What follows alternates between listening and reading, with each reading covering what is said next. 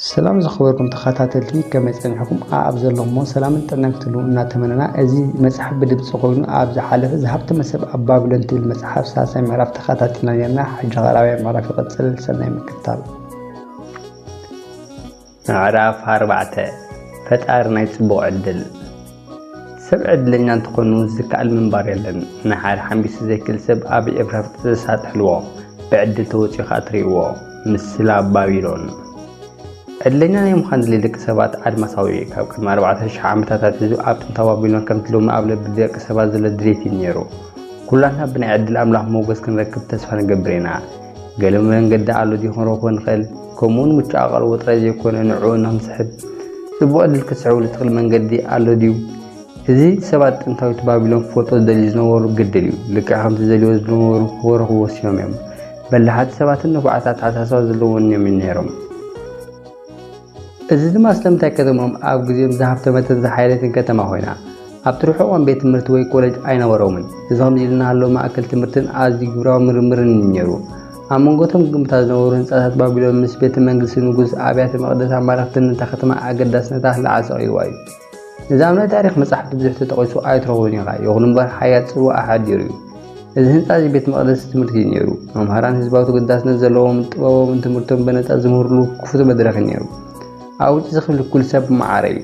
ብዘይ መጻዕቲ እቶም ትሑት ባሮታት ምስ ሓደ ንጉሳዊ መስፍን ክካትዑ ይኽእሉ ነይሮም ካብቶም ተደጋጋሚ ናብ ቤተ መቅደስ መፅኦም ዝመሃሩ ኣርካድ ዝበሃል በሊሕ ሃብታም ሰብ ኮይኑ ኣብ ባቢሎን ዝሃብተም ሰብ ምዃኑ ይእመነሉ ንሱ ናይ ገዛ ርእሱ ፍሉይነት ነይርዎ እዩ ኣርካድ ዝኾነ ምሸት ኣብ ዛዕባ ኣዳራሽ ጉጅለ ደቂ ተባዕትዮ ገሊኦም ኣረጋውያን ገሊኦም ከዓ ንኣሽቱ መብዛሕትኦም ግን ማእከል ዕድመ ዝርከቡ መሳጢ ዛዕባታት ንምዝታይ ንምክትታዕ ይእከቡ حسابهم أبيوتهم تبوا على البغامي يسحبوا زبل تمرتو سمعين ذيكو أكان نفس السلام لما مدرك ذي كل لك كم صحي كم عباك يا هو صحاوي أو سلام حمد مدربدا هذا مقطوع تخلى يمثل دوم الأربعة مثل مرة سبات تسجعوا من أشل من صفا مرزرقي حموتو يتبين ورو قالوا جنا يموت نورو ينتنا لهم مخنزات أركاد حتته ده حتى مدن قرن وحجر كنايم أو عين كم لمدينة تنسى خدناه على بلا حدا نعاهم أركادن فتوات عرفين بزح يقدس كمسلكم يخلي غول أركادن انتم قالوا تنا حسوا قيت سكفا قرب نقروا لما أنا عدلين يخوين اللوكم ونعط قرات ورد دلو بوسا رخيب الله عدلين يخوين كم قتل مالت كا عبد ليتي كلهم دك سبات كام سيد سمعتك كافلو خوين يسمعني لما خامي قرنا تسبوا عدل كن ركبكم من خلقن كتعدس ملني زيارة مسات أرس أغري والله أركاد دقوف اسمعي عزيا قداس أرس شيخ بريتو هذا نقل سبات صبوا عدل يقطمومي كن بزي علامة بمهنات لزخون حارقة قطمون كم زغل في السامي وخلال دوان برقز سلازي حس أقايو عشتار وطرو بلوهات نتبزي حق سواهيا واتفهم نغلت تزاروا بسطين تاي تولو عدل كن رخوان نخل من قدين تالي نزرار والو هو بزي حال لخلو مسها وطم قوجي لهنتي أسمعاتي تحرز أركاد مدمنا من جمار بمبالك السلام مجمع تخبط مع مونغانا زلوم مسنا كيركز مسلسل تذكرات زلوم سوات حسابات المسمع بزي سعر كما يرون سنك وي انقطات يرخون اسمعيو كل حدا مسب مسخب يصبو ينورو زملسه كن انا برد انتاي سويلن اركان حدته ما خمز عين صبو عد ساعات خغاطم يخلالو منا الحجينا بك كم نقصنا ذا حساب زنغرنا اذا خغبري تزارو حدا صبو قران لبسه منسي حاف مبال سب زعوا عدل كزارو كله حساباتو ناي صوت تربيزا خم زرا يفلطيو او بز حسابات قعوت فصوم يراينيوم داغماي كوم بوليو هجمر كل دمص تسمعت تطواي تبل تاريخ قصلو اما جمره ما ادت بصوتا عد لا يرخب كان ديخا نسنه تاي حقون نزلو غبوتات لعي غريبطا تديا حدثنا بحر زلو من سيكانت ساعه تصمبرو كم زخبل دما ملسه نسانه وخم زلو خيف لطت يمليسا نسخم ك كم يمزا مسل بوتات كبوتات ابرو حقانو وعد دلو ديخا إذن يتمال ودرات مريض زخارن كل كال سمعت الزاربة. اتني عدل أملاخ بتتقاقا من التصوتات تربيزات تحالفهم من تبور سلبت السرقلاتات أفراس عزيزة فناني يبنيرو. بغير عنا نقرن أركال وددر قبر حشوخي لكاديو. أبعتم تمال كاملين ويزمو سحاملي أفراس. أنا بلك بيحي خدولة سنور كدارقا خون أيكلني. وددر كاخت قبر مسمعه آزاني كورا بلي. السخام زخون خوانات وبيركات فولتيخا. قان تخاف كله آثار نتاج فتومش متنا سعرن تخليا نتعمل أبز من خشوي كاديو ምክንያቱ መወዳእታ ውሽጣዊ ጸሊም ግራድ ምስ ዓንቀፎ ኣብ ውጭና ጣልቃ ምስ ኣተወ ካብቲ ውድድር ዓወት ምስ ረኸብኩ ኣርካድ በዝላግ ይፍሽኽ በለ እንታይና ናይ ዕድል ኣምላኽ ኩሉ ዝኣክል ተገዳስነት ኣብ ዝኾነ ሰብ ኣብ ውድድር ፈረስ ይጉድሶ ንዓነ ኣምላኽ ፍቕርን ክብርን እዩ ኣነ ዝፈልጦ ናይ ክብርን ፍቕርን ጎይታ ኮይኑ ነቶም ዝተጸገቡ ምሕጋዝ ባህታት ዝህቦ ኮይኑ እቶም ዝግብኦም ድማ ሽልማት መሃቢ ዝፈቱ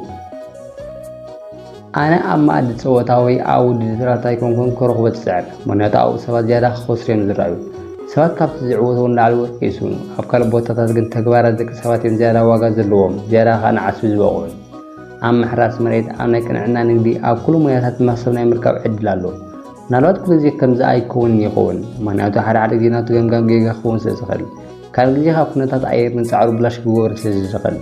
ኮይኑ ግን መብዛሕትኡ ግዜ መክሰቡ ክግንዘብ ትፅቢት ክገብር ዝኽእል እንተኾይኑ ክረኽቦ ኣይፅጉሞን እዚ ዝኾነሉ ምክንያት ድማ ናይ መክሰብ ዕድል ኩሉ ግዜ ኣብ ጎኑ ስለዘሎ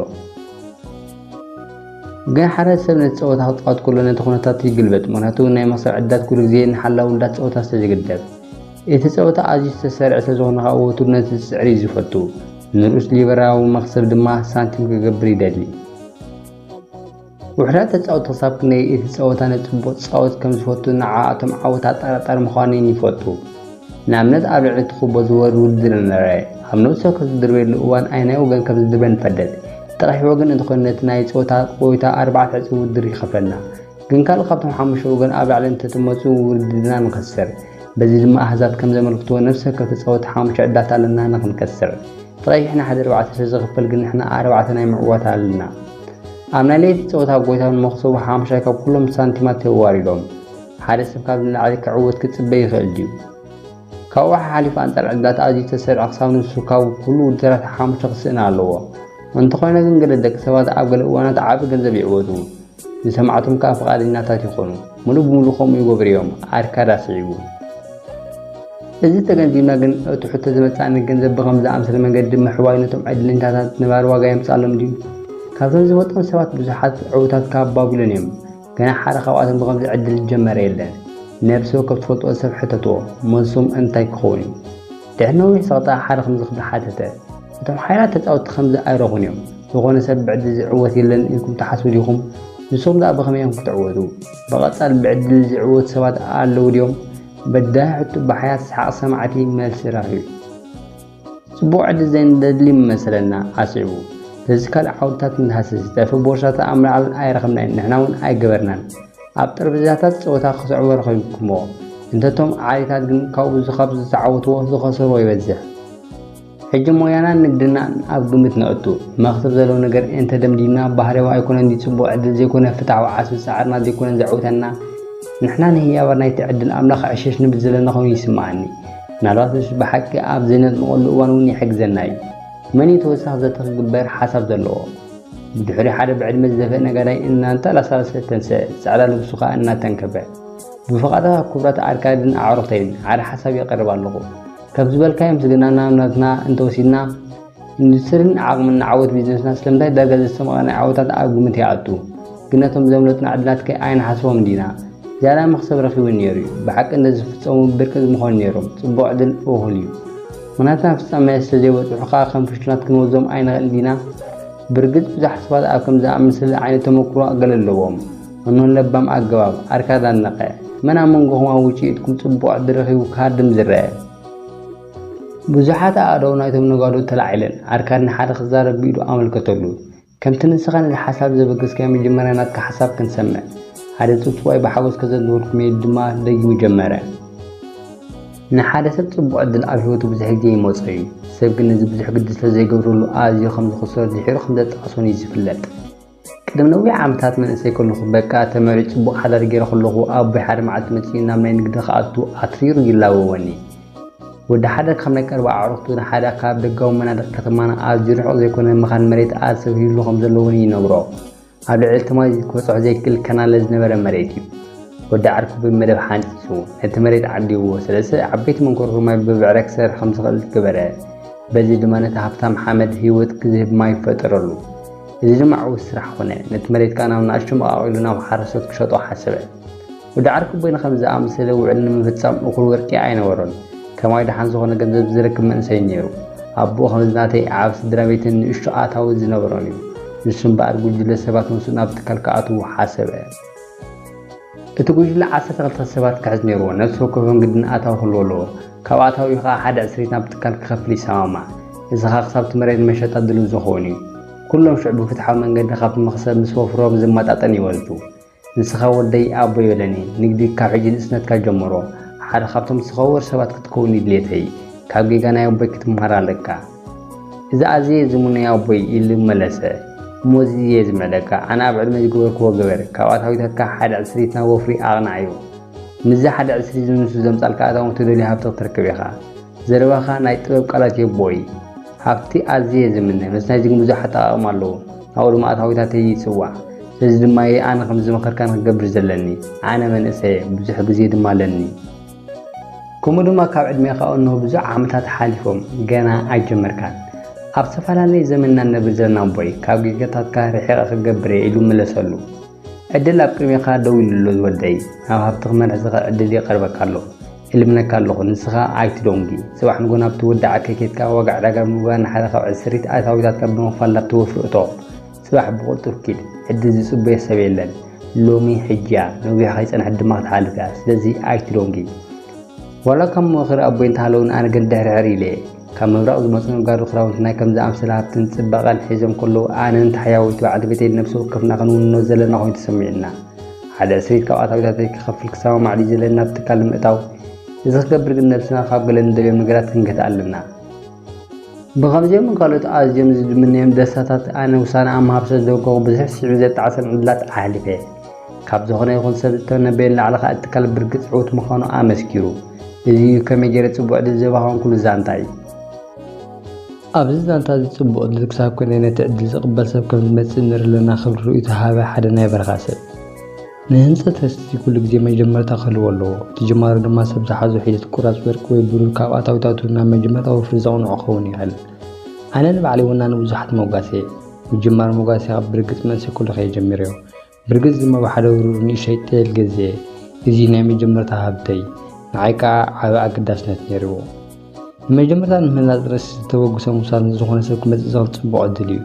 ንሱ ሰብ ተቐዳሚት ስጉምቲ ካብ ጉዛርሶም ፃዕሪ ዝረኽቡ ኣታው ናብ ኣታዊታት ካብ ዘፍርዎ ገንዘብ ዝሰጋገሩላ ኣገዳሲት እያ ገሊኦም ፅቡቅ ኣጋጣሚ ኮይኑ ብንእስቶም ብሎም ይወስድዎ ኣብ ፋይናንስ ዓወቶም ሓደ ድሒሮም ከዓ ይወስዱ ወይ ድማ ዕድለኛታት ዘይኮኑ ሰባት ከዓ ከም ኣቦ ዝነጋዳይ ፈፂሞም ዘይወስዱ እዮም ሓደ ዓርክና ነጋዳይነት ስጉምቲ ኣብ ንእስነቱ እንተዝወስድ ነይሩ ሕጂ ክንደይ ፅቡቅ ናይ ዝዓለም ምወሰደ ነይሩ ፅቡቅ ዕድል ናይ ሰፋይ ጨርቂ ዓርኩ ንከምዚ ዝኣምሰለ ስጉምቲ ክውስን እዩ ዘለዎ ወይስ ከምቲ ኣቦ ነጋዳይ ኩሉ ግዜ ከይጀመሮ ይስክብል የቀኒለይ ኣነ እውን ክዛረብ ደስ ይብለኒ ዘይፈልጦ ሰብ ካልገል ሃገር ተላዕለ ኣነ ሶርያዊ ብቋንቋኹም ፅቡቅ ጌር ኣይመልኮኒ ኣነ ክዛረብ ክንዲ ፅቡቅ ኣይኮነን ኣነ ብቋንቋ ሶርያ ተዛሪበ ኣይክርዳእኩምኒ ስለዚ በጃኹም ኣሕዋት ንከምዚኦም ዓይነት ሰባት ስራሕ ዘውንዝፉ እንታይ ኢልና ንፅውዖም ኣዶንጋ ኢልና ንፅውዖም ንስኹም ክብል ከሎ ጨደረ ሰራዊ ብኢዱ እናወዛወዘ ንሱ ዕድል ምስ መፅኡ ኣይቅበሎኒ ይፅበዩ ሕጂ ብዙሕ ንግዲ ኣለኒ ቻው ቻው ዕድል ንከም ዝበለ ዝሕል ብፃይ ኣይፅበዩን እያ ሰብ ዕድለኛ ክኸውን ዝምነ እንተኮይኑ ቅልጥፍ ኣሎ ኢለ ይሓስብ ዝኾነ ዕድል ምስ መፀ ቀጢፉ ዘይጥቀመሉ ሰብ ከምዚ ነጋዳይ ዓርክና ኣዕጣይጣይ እዩ ነቲ ነጋዳይ ተንስኡ ብሰናይ ናሃሪ ይሰገደሉ ኣድናቆተይ ንዓኻ እዩ ምክንያቱ ኣብ ውሽጢ ኣብ ደግታትና ጓና ኾንካ ከም ዝስማዓካ ሓቅ ከም ዝራብ ድሕር ዘይትብል ሕጂ ድማ ካልእ ናይ ዕድል ፅውፅዋይ ንስማዕ መን ኣሎ ካልእ ተመክሮ ዘለዎ ክብል ጠለበ ኣርካድ ኣለ ንመለስ ሓደ ቀይሕ ክዳን ዝለበሰ ማእኸላይ ዝዕድሚኡ ሰብኣይ ኣነ ዓዳጊ እንስሳታት እዩ መብዛሕትኡ ድዋን ከዓ ኣግማልና ፈረስ ምዃኑ እዩ ሓደ ግዜ ነተን ኣጣልና ባጊዕን እገዝአኒ እቲ ክዘንትዎ ዝቐርብ ፅውፅዋይ ድማ ከም ዝኾነ ብሓቂ ክንገር እዩ ሓደ ለይቲ ዝወሓደ ትቢት ኣብ ዝገበርኩሉ እዋን ዕድል መፅን እዩ ምናልባት በዚ ምክንያት እቲ ዕድል ከይተጠቀምኩሉ ሓሊፉ በዚ ትፈርዱ እንትኾኑ ሓደ ምሻት ድሕሪ ናይ 10 መዓልቲ ውዕዞ ኣግማል ንምድላይ ተስፋ ብምቁራፅ ናብ ከተማ ተመሊሰ ኣብ ደገታት እታ ከተማ ተዓፂሙ ምርካቡ ኣዝየ ተቆጢዐ ባሮተይን ለይቲ ድኳና እናዘርግሑ ብውሕድ ምግቢ ብዘይማይ ክንሓድር ኣዋለዱ ሹ ሓደ ኸማና መእተው ዝሰዓፀው ብዕድመ ዝደፍአ ሓረስታይ ቀሪብኒ ክቡር ጎይታ ኢሉ ተዛረበኒ ካብ ትርኢቱ ኣነ ዓዳጊ ኢሉ ዝተዛሓሰበ እዩ እዚ እንተኾይኑ እቲ ዝበለፀ በጓሰ ባጊዕ ክሸጠልካ ምደለኹ ወይ ፅብቕ ሰበይተይ ሓሚም ኣላ ምስ ኩሉ ፀገመይ ክምለስ ኣለኒ ኣነ ባሮተይን ምእንቲ ቀልጢፍና ክንምለስ ነዘና ባጊዕ ዓድገለይ ኣዝዩ ፀልማ ስለዝነበረ መጓሱ ክርኢ ኣይከኣልኩን ካብ ዘረቡ ዓብ ክኸውን ካብ ዝኽእል ገሚተ أجمل كده العصر معلت أو حين سجنوركم ودرر دسيلنيو أفرح سجنور خاب برقص أزير تعواجا يغميتو كقبليو بارنتين يتمقاسن وجو أفريقيات كتما بمتابعة مخصب شتو حاسبة يتواقع علاقات زازيمون بارنتين تسويعيو شجاب تنا نتنمقاسن هم قطرن جمرنا تحرسيت شعاتي تخمزة حاجة نيجرني أنا قاعد مش كل ده خمنا خم قطر خمزين غال بقطر مش قصرنا جنزو خوصد نجر قوا بجاخا أزي كور قويتاي كلتا سيسونا واقالو مكخفلني من قد ديك قصص زلني لتمحسني أنا هنا تأزي بلح المهورن باراي نقو قطران مبان محقات مسخا خوغر فيه نسو أمي نعد مقت كفلت غليخا اتسترفه أنا قندرك الناري أفتح مشت كفلت مخفال أبخو نسبعت نقوها المخابر قاسم برباري تختم أفتح قطعة تخفتم باربعة عدقتين من لا إنساسات تقويو نساتم أزي هونتي أزخون واقع خفلو فقاد جناتات منيرم